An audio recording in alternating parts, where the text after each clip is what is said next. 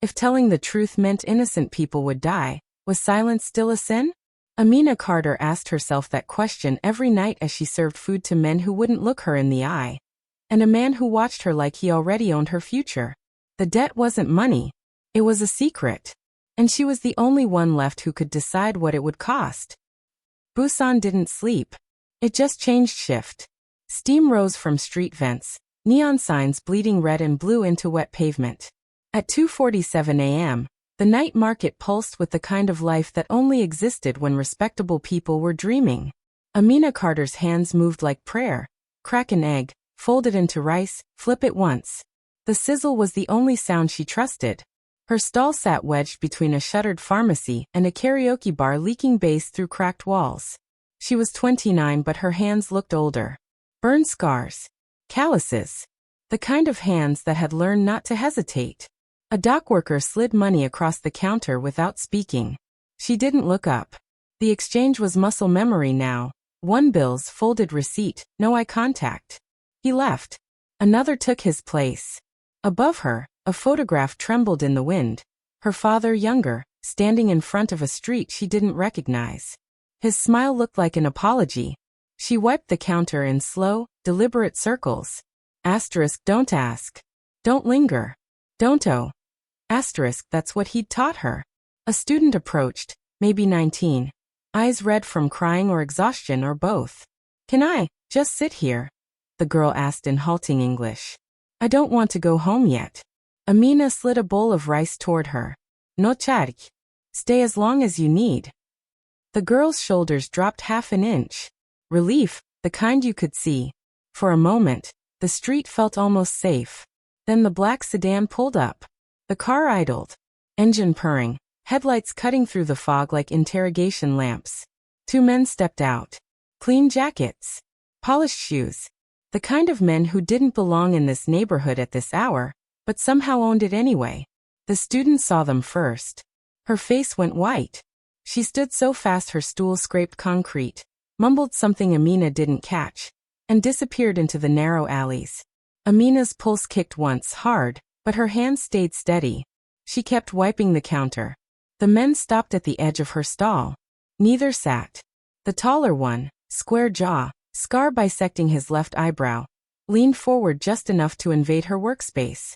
Miss Carter, he said in careful textbook English. She didn't correct him. Didn't ask how he knew her name. We'd like to talk about your father. The dish rag in her hand went still. My father is dead, she said. Flat. No room for follow-up.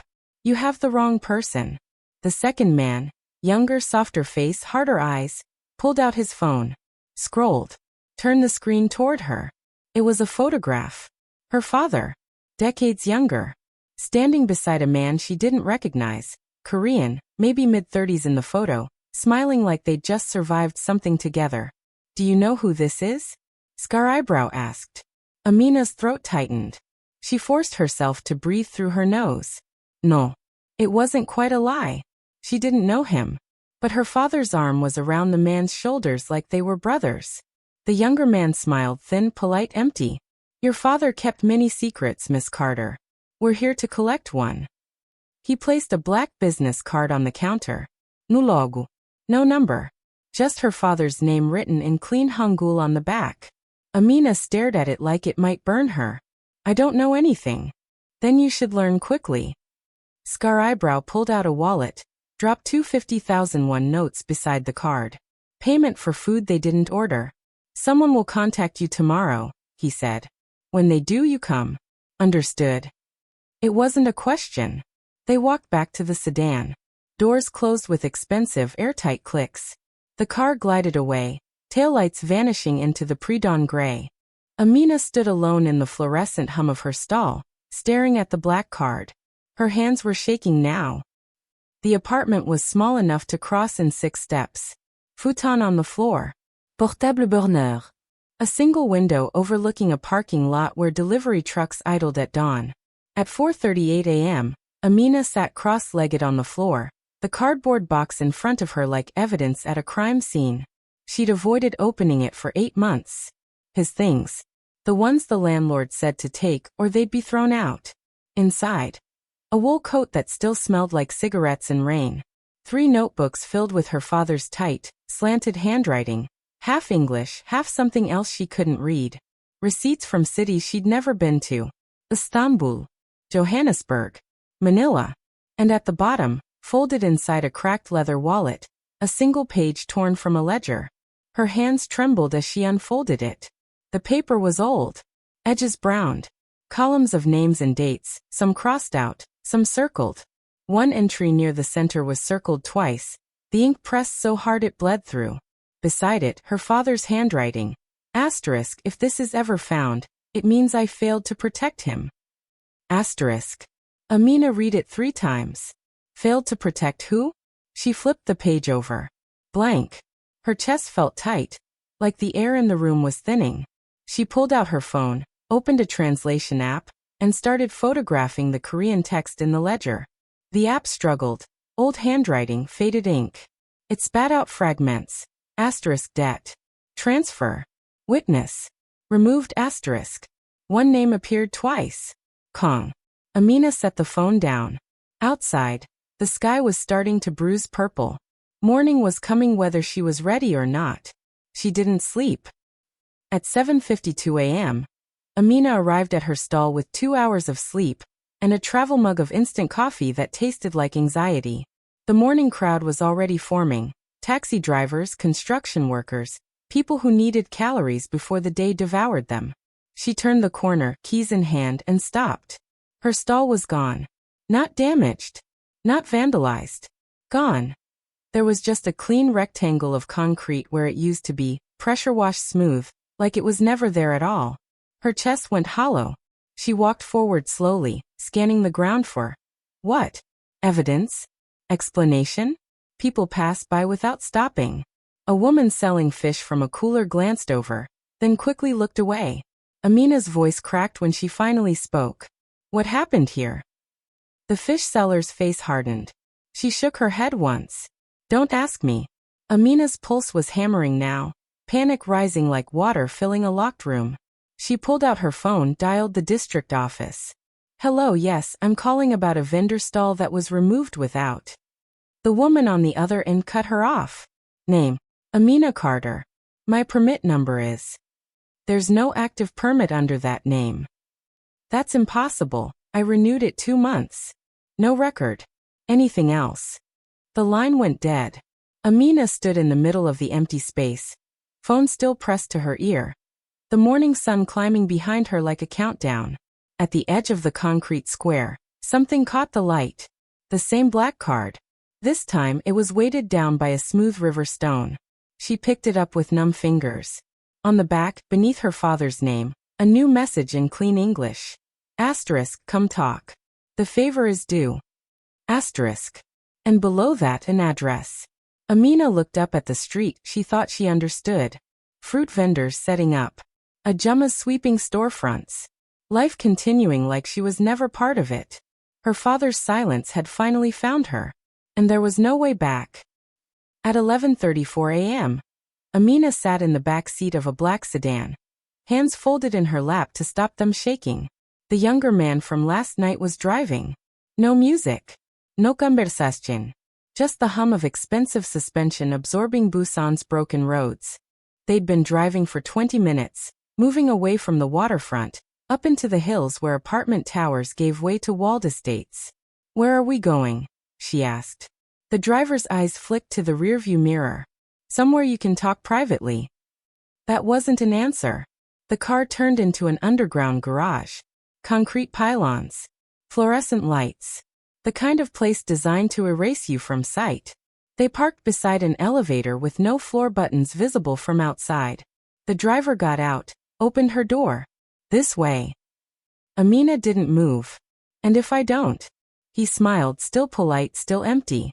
Then we discuss your visa status. And your lease. And whether the health inspector needs to revisit every restaurant in your neighborhood. He said it like he was offering tea. Amina stepped out of the car. The elevator opened onto silence. The office was large, dark, and cold. No windows. Just dark wood paneling and a single desk positioned like an altar. Behind it, a man sat in shadow, backlit by a dim floor lamp that made his face hard to read. Kang Junesio. She knew before anyone said his name. He was older than the photograph, mid-50s maybe. Hair graying at the temples. The scar along his jaw caught the low light like a seam in porcelain. He didn't stand. Didn't smile. Seat. It wasn't a request. Amina sat. For 10 seconds, neither of them spoke. He studied her the way you'd study a map of a place you were planning to burn. Do you know why you're here? He asked. His English was perfect, British inflected, deliberate. No. Your father owed me something. He's dead. Yes. Junesio tilted his head slightly. Which is why you're here. Amina's jaw tightened. I don't owe you anything. Legally? No. He leaned forward, just enough for his face to leave the shadow. His eyes were exhausted. Morally? That's more complicated. He slid a folder across the desk. Inside, photocopies of old documents. Shipping manifests. Entry logs. Financial transfers. And a photograph. Her father. The same man from last night's phone. And a third person, face blurred, standing between them. Your father was a witness to something, Junesio said quietly. He chose silence. That silence saved my life. Amina's throat was dry. Then you don't need me.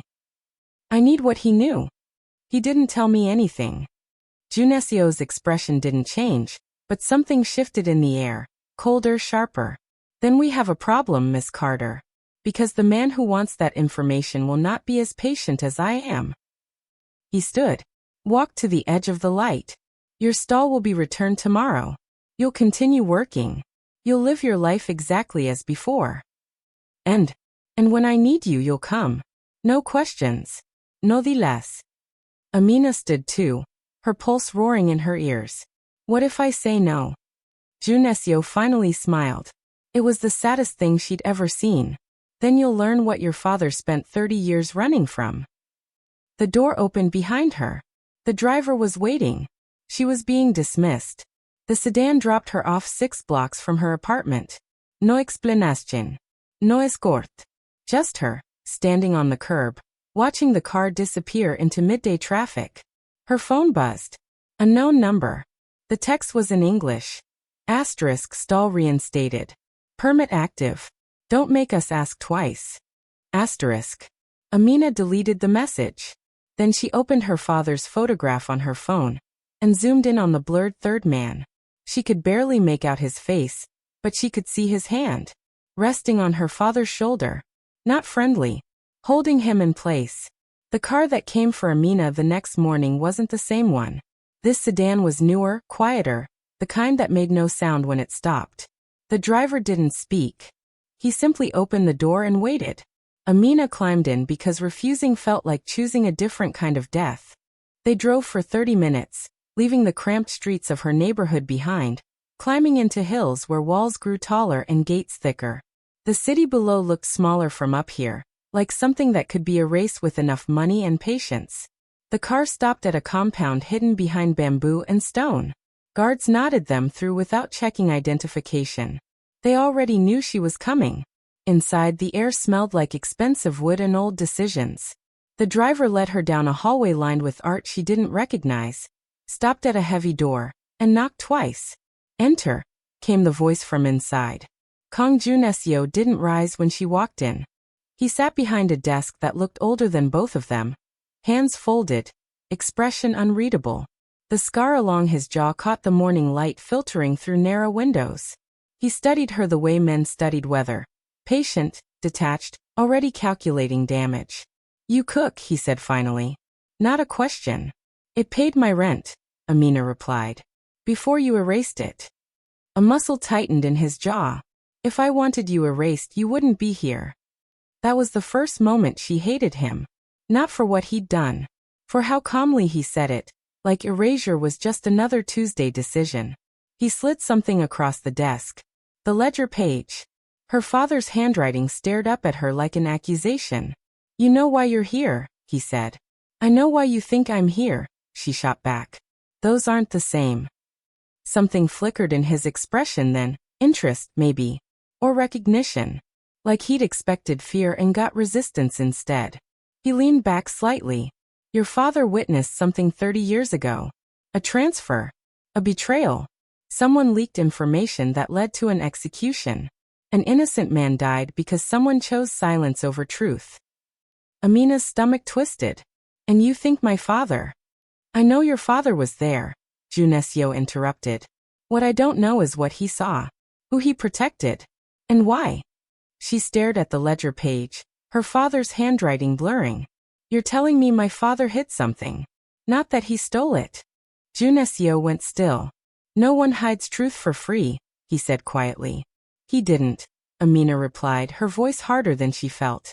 He paid with exile, with fear, with me. For the first time, Junesio looked away.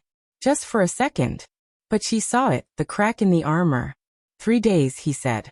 You stay here. You go through everything we have. You find what your father knew. And if I don't, then we find out together what happens when debts go unpaid. A younger man appeared in the doorway, the driver. Show her to the east wing, Junesio said without looking at him. Amina stood, legs unsteady. I'm not your prisoner. No, Junesio agreed. You're my guest. The distinction will matter more than you think. That night, alone in a guest room that felt more like a cell with expensive sheets, Amina sat on the floor with her father's photograph. She tried to remember the last thing he'd said to her. Something about debts. Something about always paying early. She hadn't understood then. The tears came suddenly, violently, not the soft kind, but the shaking, furious kind she wiped away angrily. She hated that her father's morality had followed her like a curse. She hated that she didn't know if he'd been brave or cowardly. She hated that the answer mattered. Across the compound, in an office that never fully darkened, Junesio poured whiskey he didn't drink. He stared at the ledger page, the same lines he'd memorized years ago, and wondered, not for the first time, if survival had made him lazy. If the story he'd told himself for 30 years was easier than the truth. The next morning, a woman arrived. Yoon Hae-rin moved through the compound like she owned it, heels clicking on marble, leather portfolio under one arm. She was younger than Amina expected, mid-30s maybe. Perfectly tailored suit. Smile that didn't reach her eyes. Miss Carter, she said, extending a hand. I'm here to help. They sat in a conference room with walls made of glass. Hae-rin spread documents across the table. Shipping manifests, bank transfers, entry logs spanning 3 decades. Your father's name appears 17 times in our records, Hae-rin explained. Always peripheral. Always just outside the center of things. Like he was avoiding something, Amina murmured. Or someone. Hae-rin's fingers moved efficiently, sorting pages into piles. She worked like someone who'd done this 1,000 times. Clean. Clinical. No guastidmotion. There's a gap here, Hae-rin said, tapping one page. June 1994. 3 transfers. 2 recorded. 1 missing. Amina leaned closer. Missing how? Removed from official records. But the ledger your father kept. Hae-rin paused, choosing words carefully. It suggests the 3rd transfer happened. Someone just doesn't want proof. Ooh. Haeridas smertinned. That's what we're trying to find out. They worked for 6 hours. Hae-rin ordered lunch, tea, kept the conversation light between document reviews. She asked about Amina's stall, her cooking, whether she missed home. Small kindnesses that felt calculated but not unkind. As the sun set, Hae-rin gathered her things. At the door, she turned back. Miss Carter, if you ever need an alternative solution, you have options. Amina frowned. What kind of options? The kind that let you sleep without looking over your shoulder. Then she was gone, heels clicking down the hallway, leaving only the faint scent of expensive perfume and unfinished sentences. Days blurred into a rhythm Amina hadn't expected. Mornings in the archives. Afternoons cross-referencing names and dates. Evenings alone, staring at documents until the characters swam. Junesio appeared irregularly, checking progress, asking questions, watching her work through problems. He listened when she spoke. Actually listened. Not the performative kind, but the kind where you could see him rebuilding his understanding in real time. Once she challenged him. You say you want the truth, she said. But what if the truth makes you the villain? He'd looked at her for a long time. I've been the villain for 30 years, Miss Carter. At least this way I'd know why. She saw things she didn't want to see. The way he brought tea without asking how she took it, he'd already noticed. The way he stood when she entered a room, not out of chivalry but respect. The way his jaw tightened when other men spoke to her. He was alone in crowded rooms. So was she. The attraction didn't announce itself. It crept in sideways, uninvited. She hated that she noticed when he rolled his sleeves up. Hated that his voice made her pulse stutter. Hated that she looked for him when he wasn't there. He hated that he cared whether she ate. Hated that he listened for her footsteps. Hated that her opinion mattered more than men he'd known for decades. Neither acknowledged it. That made it worse. Hayren returned on the 5th day. This time, she came alone, after hours, finding Amina in the garden where guards pretended not to watch. "Walk with me," Hayren said quietly. They moved through carefully manicured paths, koi ponds reflecting moonlight, the compound walls invisible in darkness but always present. "I can get you out," Hayren said suddenly. "New papers. New name. A flight tomorrow night." Amina stopped walking. "Why would you help me?" Hayren's expression flickered, something raw, quickly hidden. "Because I know what it's like to be trapped by other people's choices." "What's the cost?" "You leave. You forget what you've seen. You let the past stay buried." Amina's chest tightened. "You're asking me to run. I'm offering you freedom." "They're not the same thing." Hayren's face hardened. "You're more naive than I thought." She walked away, leaving Amina alone with the koi and the weight of an offer that felt like betrayal even as it promised escape. That night Amina couldn't sleep. She opened her laptop, started digging through the digital files Hayren had provided. Something nagged at her. The way certain documents were organized, the timestamps, the metadata. She found it at 3 a.m. Court records. Her father's name. Listed as a witness. Then nothing. The entry existed in cached versions, but had been scrubbed from official databases. The digital signature on the alteration. Y.H.R. Yon Hayrin. Amina's hands shook as she cross-referenced dates. The record had been altered 6 months after her father left Korea. Someone had erased him from history. Someone had made him invisible. To protect him? Or to hide him? She printed the evidence. Hands trembling. Pulse roaring. When Hayren arrived the next morning, Amina was waiting. She didn't say anything at first. Just slid the printouts across the table. Hayren's face went pale. Then carefully blank. "You don't understand. You erased him," Amina said.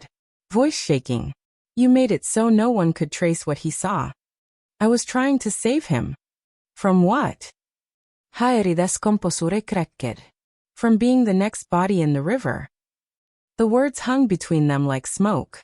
"I thought I was protecting someone," Hayren whispered. "I didn't ask whose life I was trading. I did what I was told. I thought that made me innocent." Amina stood. Her hand moved before her brain caught up. A sharp, clean slap that echoed in the silent room. Hayren's head snapped to the side. She didn't raise a hand to her cheek. Just stood there, eyes wet, breathing hard. "I'm sorry," she said. Amina's legs gave out. She sat heavily, hands covering her face, shaking, not from guilt, but from the crushing realization that everyone had chosen survival over truth. Including her father. Including Hayren. Maybe including her. The next blow came from a direction Amina hadn't expected.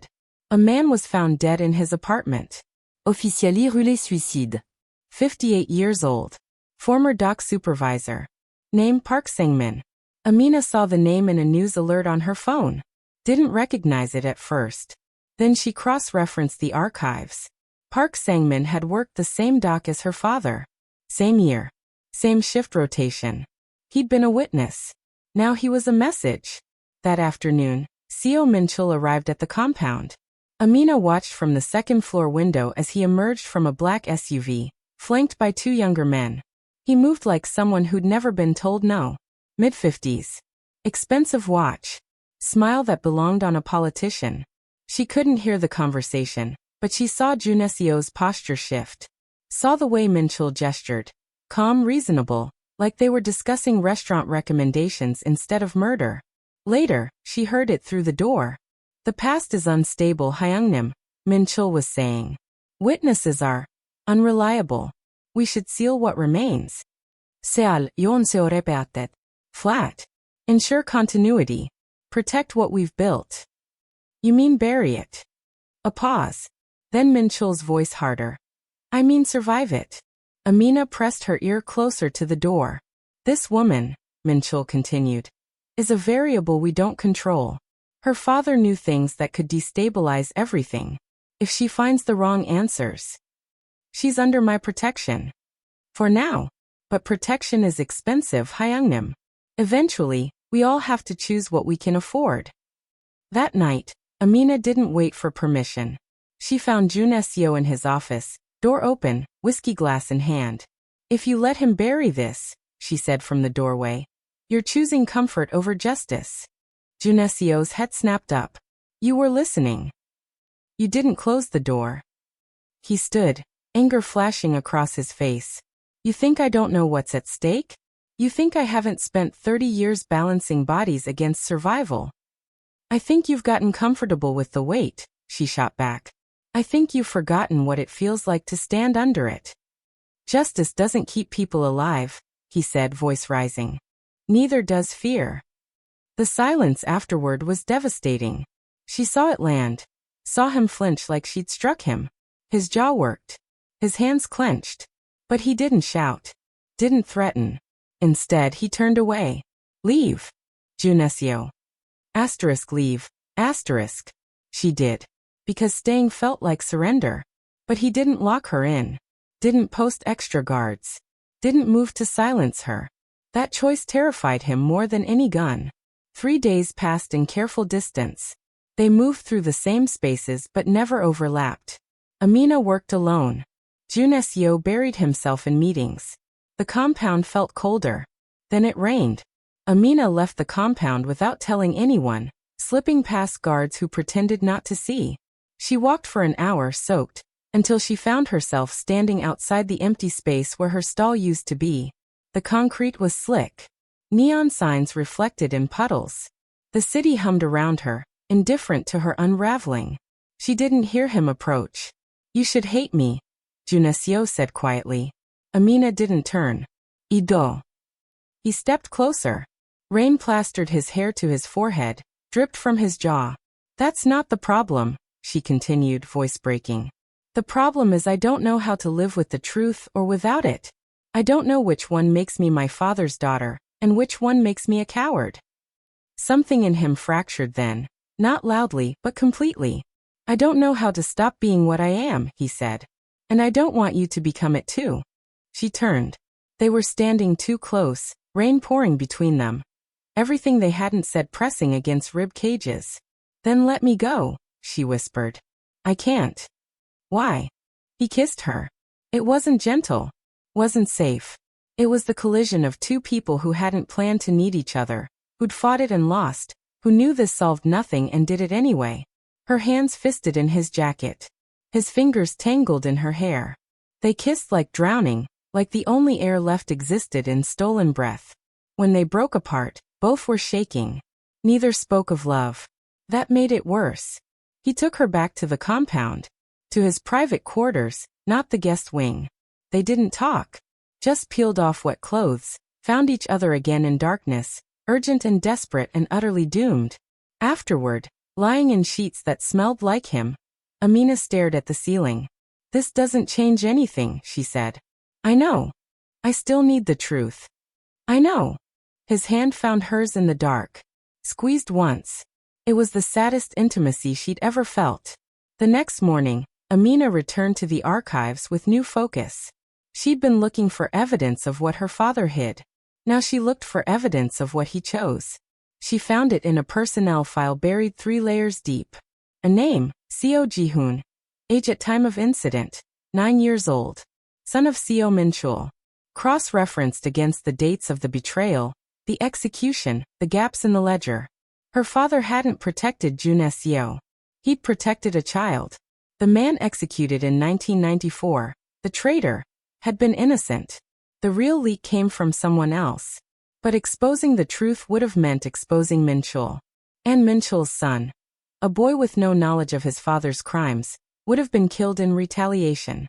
Her father had chosen a child over a man, had believed power could survive a lie, but innocence couldn't survive exposure. Amina read the file 3 times, hands numb. Everything Junesio had built, his rise, his authority, his survival, rested on a mercy he'd never earned. She printed the file. Found Junesio in his office. Slid it across the desk without a word. He read it once. Then again. Then a third time, color draining from his face. My entire life, he said quietly, I've been the beneficiary of someone else's murder. Yes. The wrong man died. Yes. His hands trembled. And your father let it happen. To save a child. Amina's throat was tight. Would you have made a different choice? He looked up at her, eyes devastated. I don't know. And that's the problem. They sat in silence, the truth between them like a third person neither could dismiss. Then Junesio's phone buzzed. He glanced at it. His face went hard. Minchul knows, he said. Knows what? That you've found something. He's calling an emergency meeting. Tonight. What does that mean? Junesio stood, moved to the window. It means he's going to force my hand, expose the truth and destroy everything. Or silence you to keep it buried. Amina's pulse hammered. What are you going to do? He didn't answer. That night, Amina heard voices in the hallway. Footsteps. The low rumble of orders being given. She cracked her door, saw guards moving with purpose. Saw Hayron rushing past, face pale. Heard Minchul's voice from the conference room. Loose ends, Hyungnim. We can't afford them anymore. She didn't wait to hear Junesio's response. She grabbed the files, the evidence, everything she'd compiled. Stuffed them into a backpack. Checked the window. 2 stories up, garden below. She could hear them coming. Amina climbed out the window, dropped hard into wet grass, and ran.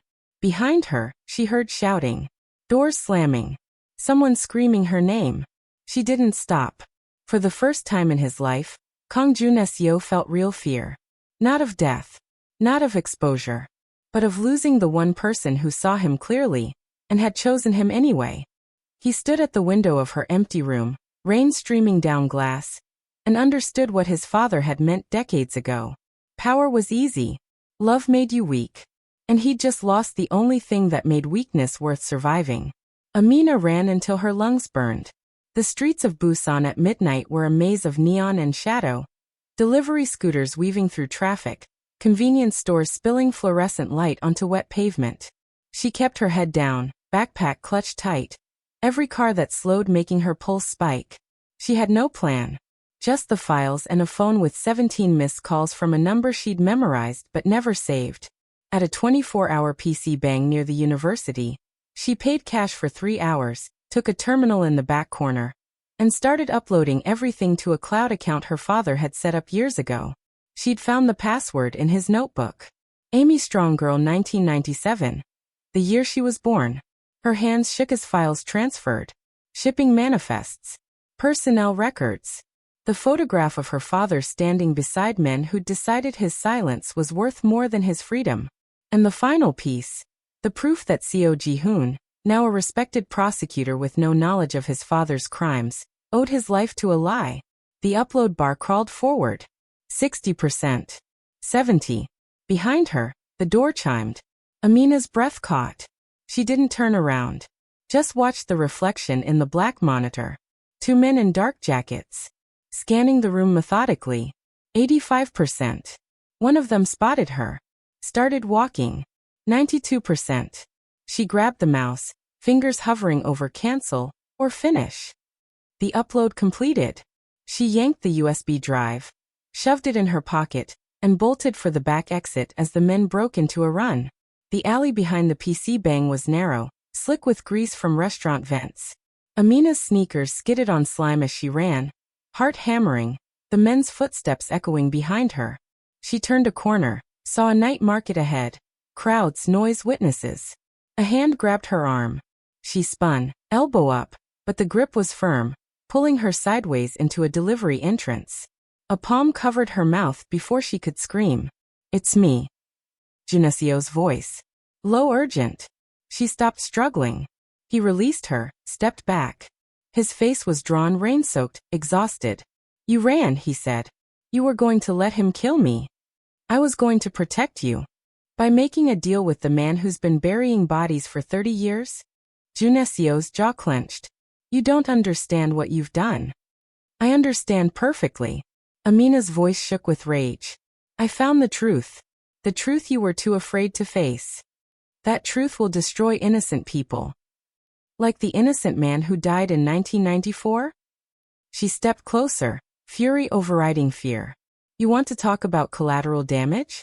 Your entire empire is built on someone else's corpse. He flinched like she'd struck him. Behind them, voices called out. Searching. Junesio pulled her deeper into the shadows. They pressed against cold brick, his body shielding hers, both barely breathing. The voices passed. In the silence that followed, Amina felt his heart racing against her shoulder blade. I didn't order it, he said quietly. I didn't know until tonight that Minchul was moving against you. But you knew he would eventually. Yes. And you brought me into this anyway. His hand tightened on her arm. I thought I could control it. I thought, his voice cracked. I thought I could keep you safe and find the truth. I was wrong. Amina turned in the narrow space, their faces inches apart. What were you going to choose, she asked. If I hadn't run. If they'd forced your hand. Me or your empire. Junesio's eyes were devastated. I don't know. And I hate myself for not knowing. The honesty of it broke something in her. I uploaded everything, she said. It's in the cloud. If anything happens to me, it goes public automatically. His expression didn't change. That makes you a permanent target. I know. Minchul will never stop. Not now. I know. Then why? Because someone has to pay the debt my father couldn't, Amina said, tears finally spilling over. He chose silence to save a child. I'm choosing truth to save whoever comes next. Junesio's hand came up, cupped her face with a gentleness that felt like goodbye. You're braver than he was, he said. Braver than me. I'm terrified. That's what makes it brave. He kissed her forehead. Once. Final. There's a car 2 blocks east. The driver will take you to the port. A cargo ship leaves for Manila at 4 a.m. You'll have papers, money, everything you need. Amina's chest tightened. You're letting me go. I'm choosing you over everything else. I just wish I'd done it sooner. Junesio. Go. Before I change my mind. Before I become the man who values power more than the only person who ever made me want to be different. He stepped back, breaking contact. Amina wanted to argue, to fight, to demand he come with her. But she saw it in his eyes. He'd already made his choice. And it was destroying him. She ran. The cargo ship smelled like diesel and old fish. Amina sat in a storage container converted into minimal crew quarters, watching Busan's lights recede through a salt-streaked porthole. Her phone buzzed. One final message from an unknown number. Asterisk, the files have been delivered to prosecutors outside Minchul's influence. The truth will surface. It won't be clean. But it will be real. Asterisk. Asterisk, you gave me something I'd forgotten how to want. Thank you for that. Asterisk. Don't come back. K. She read it until the words blurred. 3 weeks later, Amina stood in a Manila night market, setting up a food stall under a sky thick with humidity and stars. The work steadied her. Crack an egg folded into rice, flip it once. The sizzle was still the only sound she trusted. A vendor 2 stalls down, older Filipino woman with kind eyes, leaned over. First night. Yeah, Amina said. You running from something or toward something? Amina paused mid-flip. I don't know yet. The woman smiled. Then you're in the right place. Customers came. She served them without speaking much. Let the food do the talking. Her phone buzzed occasionally. News alerts from Korea. She forced herself to read them. Prominent businessman Seo Minchul under investigation for corruption and obstruction of justice. Prosecutor Seo Ji-hoon recuses himself from family-related cases, citing conflict of interest. Anonymous evidence dump reveals decades-old cover-up in organized crime execution. The empire was fracturing. Slowly. Messily. No article mentioned Jun Seo by name. He'd insulated himself carefully. Or someone was protecting him. She wondered if he was still in that office. Still staring at the scar on his jaw in dark windows. Still choosing survival one day at a time. She wondered if he thought about her. Late one night, she received a package. No return address. Inside a single photograph. Her father and Jun Seo's father, decades younger, standing outside a restaurant she didn't recognize. On the back, her father's handwriting. Asterisk, some debts can't be paid. Only pass forward. Choose wisely who you protect. Asterisk. Amina taped it above her new stall. Months passed. The Manila night market became home. She learned Tagalog phrases, shared recipes, stopped checking her phone every 5 minutes. But sometimes, late at night when the crowds thinned, she'd catch herself scanning faces for one she knew she'd never see again. One evening, a man approached her stall. Korean. Mid-20s. Expensive watch, nervous hands. "Excuse me," he said in careful English. "Are you Amina Carter?" Her blood went cold. "Who's asking?" He pulled out a business card. "Haviezgichka so yihon." Prosecutor. Asterisk. She almost ran. "Please," he said quickly. "I'm not here to threaten you. I'm here to thank you." Amina's hands stilled on the counter. "For what?" "For telling the truth about my father when no one else would." His voice cracked. "I didn't know about any of it. What he'd done. Who died because of his choices." "You were a child," Amina said quietly. "My father made sure of that. And you could have destroyed me to expose him," Ji-hoon replied. "But you released the information in a way that gave me time, distance, a chance to separate myself before the worst came out." She hadn't thought about it that way. Hadn't realized she'd made the same choice her father had. Protect the innocent. Even when it cost everything. "I'm trying to prosecute the cases properly now," Ji-hoon continued. "Undo some of the damage. It's slow. But it's something." Amina nodded. Didn't trust herself to speak. Ji-hoon hesitated. "There's something else. Kang Junaseo. He's..." "Don't," Amina said sharply. "Please." He understood. Bowed slightly. "Thank you, Miss Carter. For everything you sacrificed." After he left, Amina closed her stall early. She walked to the Manila Bay waterfront, sat on the seawall, watched ships move across black water. Her phone buzzed. A news alert. Asterisk, former crime boss Kang Junaseo found dead in apparent suicide. Note left behind admits complicity in decades-old corruption. Authorities investigating. Asterisk. The phone slipped from her hands. She didn't cry. Couldn't. Just sat there, numb, as the world kept turning without him. The note, according to the article, was brief. Asterisk, some debts can only be paid in full. This is mine. Asterisk. Later, hours or minutes she couldn't tell, she picked up her phone. Searched for the message he'd sent from the ship. "You gave me something I'd forgotten how to want." She typed a reply she'd never send. Asterisk, you gave me the same. I just wish we'd both been brave enough to choose it sooner. Asterisk. 6 months after that, Amina's stall in Manila was thriving. She'd hired help. 2 local teenagers who needed work, who reminded her of herself at that age. Hungry. Watchful. Trying to earn safety one day at a time. She'd stopped checking Korean news. Stopped looking for his face in crowds. Almost convinced herself she'd moved on. Then one night, a woman sat down at her counter. Mid-30s. Tired eyes. Haerin. "Hello, Amina," she said quietly. Amina's hands froze mid-prep. "You shouldn't be here." "I know. But I thought you'd want this."